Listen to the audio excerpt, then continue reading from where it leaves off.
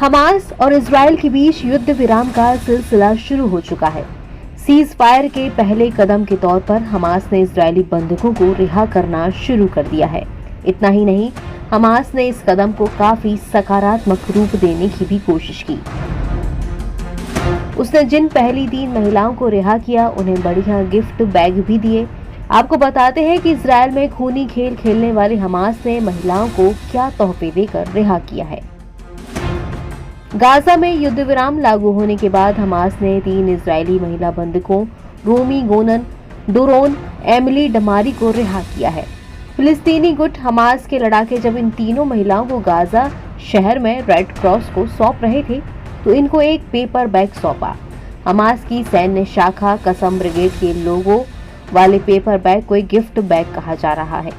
तीनों इजरायली महिलाएं जब गाजा से रेड क्रॉस की कार में बैठी तो उनके हाथ में ये बैग था।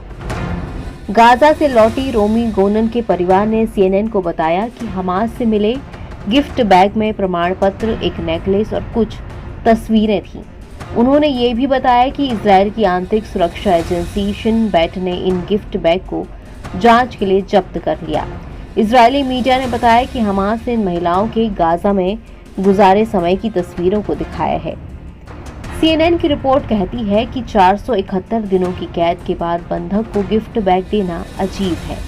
ऐसा करने के पीछे हमास की कोशिश खुद को अपराजित और गंभीर गवर्निंग बॉडी के रूप में पेश करने की है। हमास ने संदेश दिया है कि इजराइल के भीषण हमलों के बावजूद वो मजबूती से खड़ा है।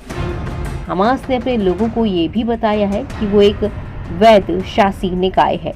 हमास लड़ाकों ने सड़कों पर निकलकर जीत का जश्न मनाते हुए भी इसी तरह का संदेश दिया है। एक्सपर्ट्स का कहना है कि हमास की ओर से इजरायली बंधकों को गिफ्ट बैग देना उनकी प्रचार रणनीति है। हमास दिखाना चाहता है कि वो एक जिम्मेदार निकाय के तहत उसके अपने कानून हैं। इससे उसको फायदा भी हुआ है क्योंकि इस घटना ने इजराइल में युद्ध विराम पर बहस छेड़ दी है। इजरायलियों ने चिंता जताई है कि हमास फिर से मजबूत हो रहा है, वो हमलों से कमजोर नहीं हुआ। कई इजरायलियों को भी ये लग रहा है कि युद्ध विराम उनकी हार की तरह है।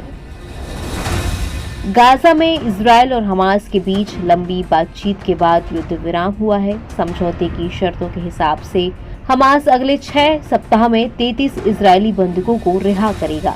इसके बदले में इजराइल की ओर से फिलिस्तीन के 2000 कैदियों और बंदियों को अपनी जेलों से रिहा किया जाएगा। समझौते के तहत एक इजराइल बंधक के बदले 30 फिलिस्तीनी कैदियों को रिहा किया जाएगा।